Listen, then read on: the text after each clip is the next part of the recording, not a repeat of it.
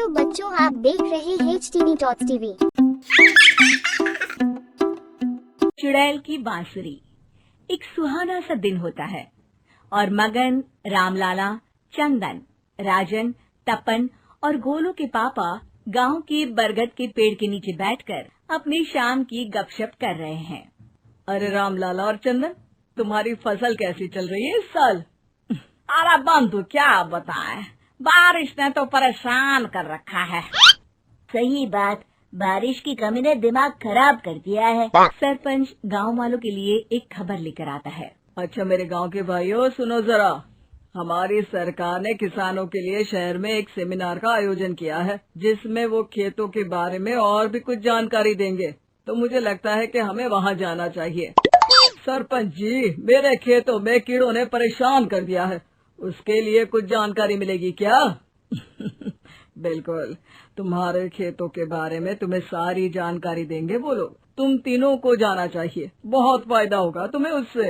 ये कहकर सरपंच वहाँ से चला जाता है और तीनों सोचते हैं कि वो शाम के वक्त मैदान पर मिलेंगे और वहीं से रवाना हो जाएंगे। तीनों दोस्त मैदान पर मिलते हैं और जैसे ही निकलना शुरू करते हैं तभी एक बांसुरी की आवाज सुनकर वो भी उसी ओर सम्मोहित स्थिति में चलना शुरू कर देते हैं। कुछ बच्चे हर बार की तरह अपना दोपहर का फुटबॉल का गेम खेल रहे हैं। पकड़ लिया, पकड़ के दिखा मुझे, इतना भी नहीं कर सकता। अच्छा, कितना भागेगा? आखिरकार तो मेरी पकड़ में आ ही जाएगा।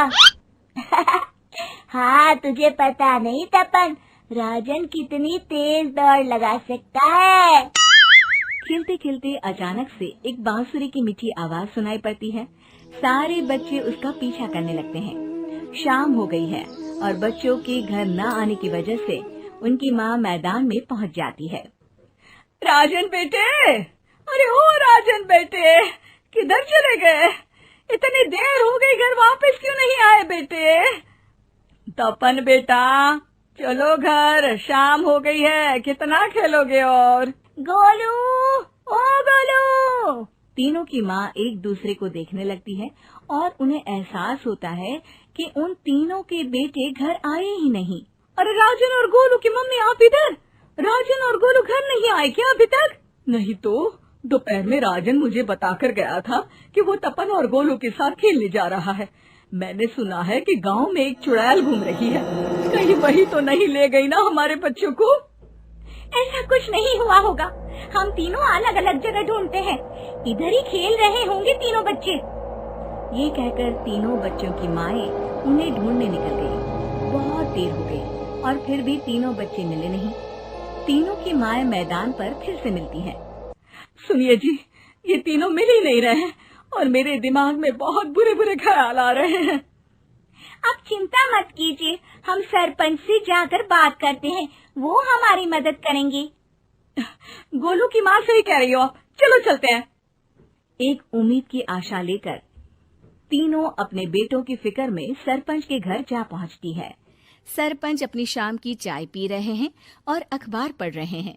तभी तीनों की माँ हड़बड़ी में भागकर उनके पास आती है। अरे अरे, आप तीनों इतनी डरी हुई क्यों हो? क्या हुआ? ऐसी क्या बात हो गई?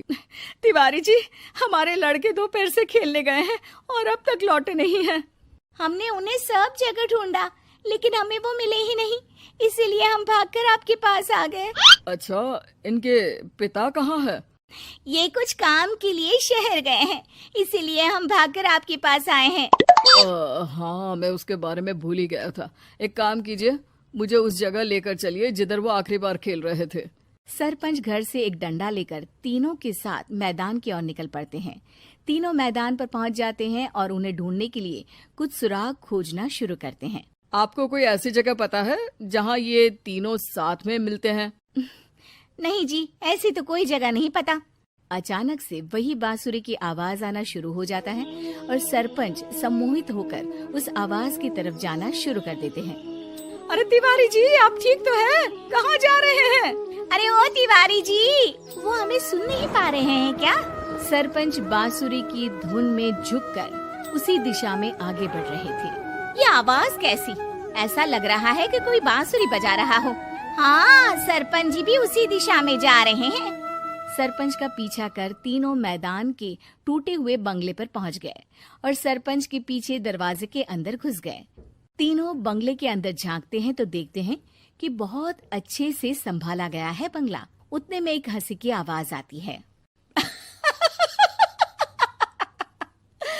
मेरी बांसुरी, तूने मुझे आज तक कभी तंग नहीं किया।